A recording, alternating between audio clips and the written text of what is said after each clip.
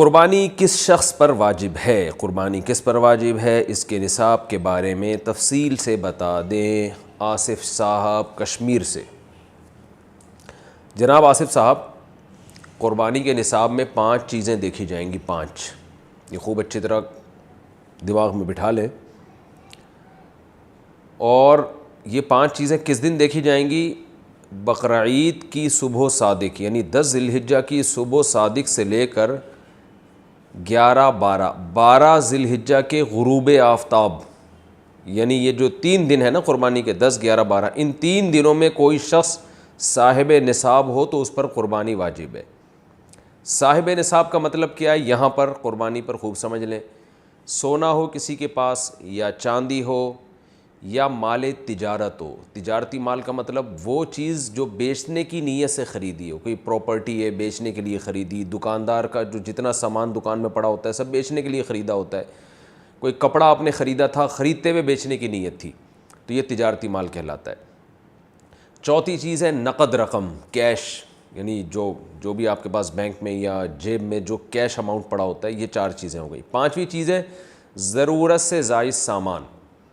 ضرورت سے زائد سامان میں بہت تفصیل ہے، آسان اس کی ایک جو ہم اگر ضبط کر سکتے ہیں تو وہ چیز جو پورے سال بھی استعمال نہ ہوتی ہو، گھریلو چیزوں میں وہ چیزیں جو پورے سال بھی استعمال نہ ہوتی ہوں، جیسے کپڑے کوئی یا برتن ہے، ڈنر سیٹ ہے، پورے سال استعمال نہیں آتا۔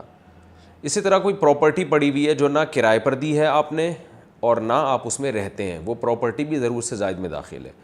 تو یہ جو 5 چیزیں ہیں، کسی کے پاس یہ 5 چیزیں، ان کی جو ویلیو لگائی جائے گی تو ان 5 چیزوں کا مجموعہ اگر 52.5 تولہ چاندی کے برابر ہے، 52.5 تولہ چاندی آج کل 65-70 ہزار کے لگ بھگ ہے، نیٹ پہ سرچ کر لیے گا، تو کسی کے پاس یہ 5 چیزیں، یا 5 میں سے 4 چیزیں، یا 4 میں سے 3 چیزیں، یا 3 میں سے 2 چیزیں، یا کوئی ایک چیز 52.5 تولہ چاندی کے برابر ہے، اور یہ بقرعید کی صبح صادق سے لے کر ذی الحجہ کی 12 تاریخ کی غروب آفتاب سے پہلے تک رہتی ہے اس کے پاس، تو ایسے شخص پر، یعنی بقرعید کی صبح صادق کے وقت اس کے پاس یہ نصاب موجود تھا، اور یہ 13 تاریخ کی ذی الحجہ تک اس کے پاس یہ نصاب موجود رہتا ہے، تو وہ صاحب نصاب کہلائے گا۔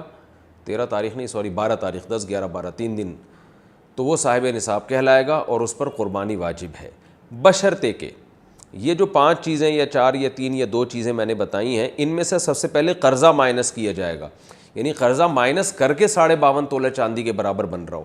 اسی طرح گیس بجلی کا بل جو ان کے اوپر لازم ہے وہ بھی اس میں سے، یا جو مہینے کا راشن آئے گا وہ بھی مائنس کیا جائے گا، جو گھر کا ضروری راشن ہوتا ہے نا وہ بھی مائنس کیا جائے گا۔ مائنس کرنے کے بعد اگر 52.5 تولہ چاندی کے برابر رقم بچ رہی ہے تو ایسے شخص پر قربانی واجب ہے، چاہے مرد ہو چاہے عورت ہو۔ تو عورت کیسے قربانی کرے گی؟ سونا خواتین کے پاس بہت ہوتا ہے، چاندی ہوتی ہے، چاندی نہیں بھی ہو تو سونے کے نصاب جو ہے اس کے ساتھ اگر 1 روپیہ بھی ہے تو وہ بھی 52.5 تولہ چاندی کی قیمت دیکھی جائے گی اس میں بھی۔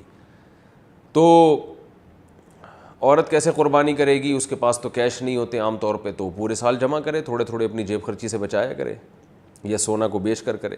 البتہ کسی کے پاس صرف سونا ہی ہے اور یعنی باقی 4 چیزوں میں سے کچھ بھی نہیں، 1 روپیہ بھی نہیں ہے، تو پھر 7.5 تولہ سونا جب تک نہیں ہوگا قربانی واجب نہیں ہوگی۔ یعنی سونے کے ساتھ اگر چاندی ہے یا پیسے ہیں یا تجارتی مال یا ضرورت سے زائد سامان ہے، پھر سونے کی ویلیو دیکھی جائے گی، سونے کو نہیں دیکھا جائے گا۔ لیکن اگر صرف سونا ہی ہے تو پھر 7.5 تولے سونے سے کم پہ نہ زکوٰۃ ہوتی ہے نہ قربانی ہوتی ہے۔ تو یہ ہے، تفصیل سے آپ کو بتا دیا۔ تو آپ چاہیں تو اس میں ایک گائے میں حصہ لے لیں، چاہیں تو بکرا لے لیں، چاہیں تو دمبا لے لیں، مرد پر الگ واجب ہے، عورت پر الگ واجب ہے، جو بھی صاحب نصاب ہوتا ہے۔